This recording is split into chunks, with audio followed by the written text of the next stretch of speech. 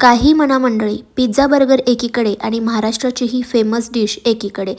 मऊसूत पोहे, त्यावर चमचमीत अशी तर्री, थोडासा फरसाण, कच्चा कांदा आणि लिंबू पिळून खायचा. आहाहा! आलं की नाही मंडळी तोंडाला पाणी.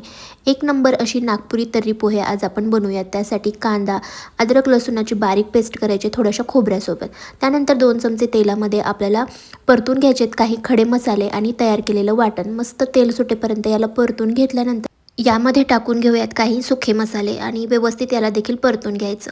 थोडंसं तेल सुटलं की यामध्ये टाकूयात आपण उकडून घेतलेली 1 वाटी हरभरे. थोडंसं पाणी टाकायचं, कन्सिस्टन्सी ॲडजस्ट करायची आणि मस्त याला बारीक गॅसवर आता शिजू द्यायचं. तोपर्यंत यामध्ये थोडेसे टोमॅटो देखील टाकून घ्यायचे, थोडी कोथिंबीर देखील टाकून द्यायची.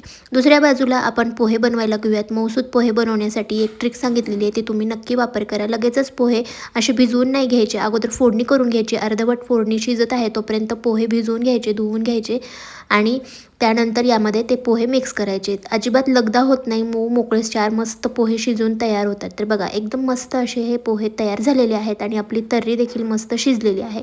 आता आपण याची प्लेटिंग करून घेऊयात. प्लेटिंगसाठी सगळ्यात अगोदर पोहे टाकून घ्यायचे, त्यावर मस्त चमचमीत तर्री पसरवून घ्यायची, थोडासा शेव, फरसाण टाकायचा आणि साईडला लिंबू देऊन मस्त याला सर्व्ह करायचं. रेसिपी आवडली तर करून बघा, व्हिडिओला लाईक करा.